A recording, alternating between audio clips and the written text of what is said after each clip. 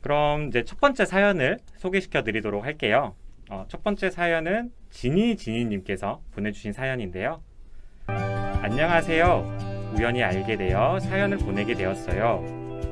1년에 한두 번 정도는 국내 여행을 다니고 해외여행도 꼭 한 번씩 다니고 싶었는데 코로나 때문에 여행은커녕 어디도 잘 다닐 수 없는 상황에 너무 울적하고 마음이 허해요. 얼마 전에 있던 설 연휴 동안 집안에 계속 있던 저와는 다르게 밖을 활보하는 사람들에게 괜한 심술궂은 마음까지 생기고 화와 억울함도 들더라고요. 혹시나 하는 마음에 눈치 보느라 주변인들한테 만나자고 말도 못 꺼내고 혼자서 1년이란 기간 동안 일과 집을 반복하면서 맨날 집에서 밥 먹어야 하니까 식욕도 없고 무기력해지는 것도 너무 심한 것 같아요. 모두가 힘든 시기지만 이렇게 익명을 빌려서 저도 힘들다고 찡찡거리고 싶었나 봐요.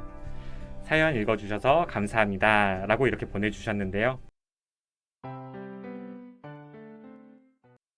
아마 많은 사람들이 이 부분에 대해서 사연에 공감을 하고 있지 않을까 싶은 생각이 들어요. 코로나19로 인해서 사회적 거리두기가 진행이 되면서 평소 많이 여행을 다니거나 사람들과 많이 만나거나 했던 게 모두가 중단이 되다 보니까 이런 감정들이 많이 생기실 것 같은데 센터장님께서는 이 사연을 듣고 좀 어떤 생각이 드시나요? 혹시 이렇게 전형적으로 좀 우울하고 허무하고 이렇게 불우의 증상이 있다가 최근에 1년이 경과되니까 화가 나고 자꾸 비교를 하다 보니까 더 억울하면서 분노가 좀 더 생기는 양상입니다. 네, 아무래도 이제 집에만 있다 보니까 이런 우울한 감정들이 많이 생길 것 같은데요. 어떨까요? 이렇게 집에만 있는 게 괜찮은 걸까요?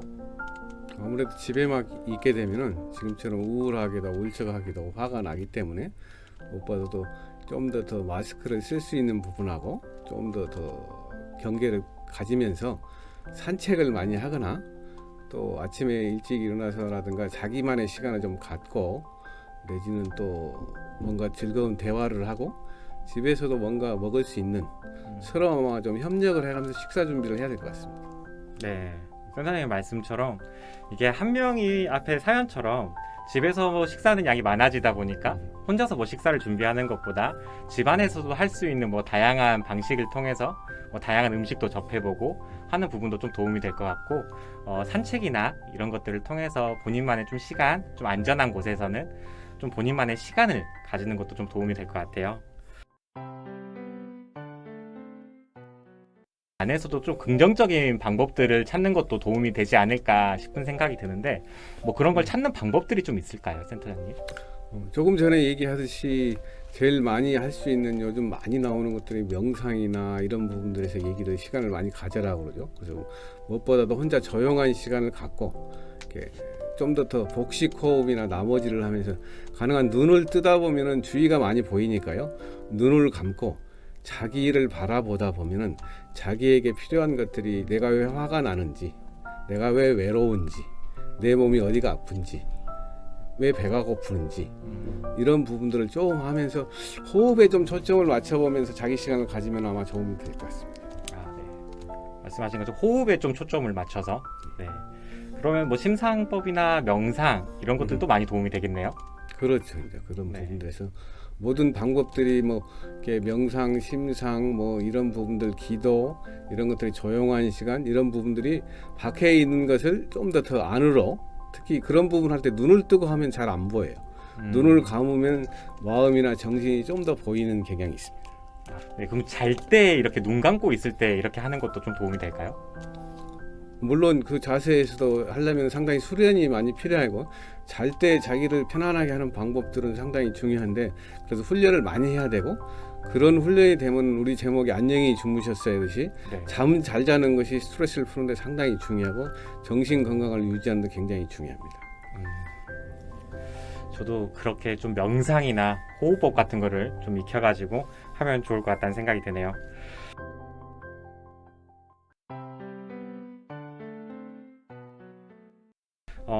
저 같은 경우도 많이 그랬던 것 같아요. 지금 최근에 저도 결혼을 하게 되면서 와이프랑 약속을 했던 게 매년 여행을 다니자, 매년 해외여행을 다니자 하면서 적금도 들고 했었는데 이게 작년에는 한 번도 가거나 하지를 못하고 이게 주변 사람들 신경도 쓰이다 보니까 뭐 국내 여행 자체도 많이 힘든 것 같은데 최근에는 이제 저희가 백신 접종이 진행이 되고 있잖아요.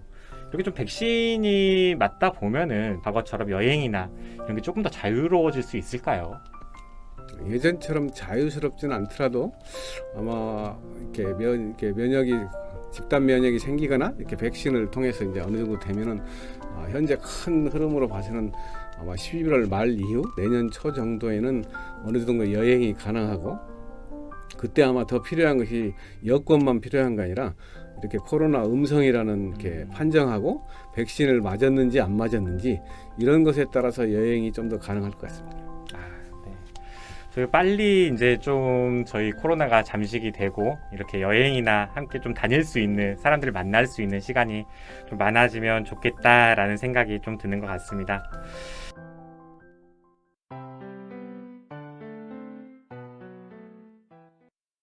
저는 좀 사연을 들으면서 고민이 되는 부분이 저희가 이렇게 백신을 맞고 나면 물론 코로나19는 조금 더 잠식이 되겠지만 코로나19로 인해서 생겼던 이런 우울감이나 이런 것들도 함께 사라질 수 있을까에 대한 고민도 많이 되더라고요. 센터장님이 보시기엔 좀 어떠신가요? 아마 시간이 훨씬 더 많이 필요할 것 같습니다. 그래서 이렇게 우울감이나 특히 이렇게 초등학교 1학년, 중학교 1학년, 아마 초등학교가 첫 이렇게 학교를 가는 아이들, 대학교 1학년 이런 신입생들은 이렇게 워낙 비대면으로 생활을 했기 때문에 앞으로도 학교 가는 것이 적응할 수 있을지 이런 것이 좀 궁금하기 때문에 그런 심리적인 부분에서 체계적으로 아마 준비를 하고 교육을 해야 되지 않을까 생각이 듭니다. 네. 그러니까요. 저희가 이제 코로나 시기를 같이 겸하면서 학교를 가게 되는 친구들, 처음 학교를 접하게 되는 친구들도 아예 저희가 평소에 경험했던 거랑 아예 다른 문화를 또 다시 경험을 하게 될 것 같은데 그 친구들에 대한 생각들도 좀 많이 해봐야 되지 않을까라는 생각이 좀 드는 것 같습니다. 그럼요.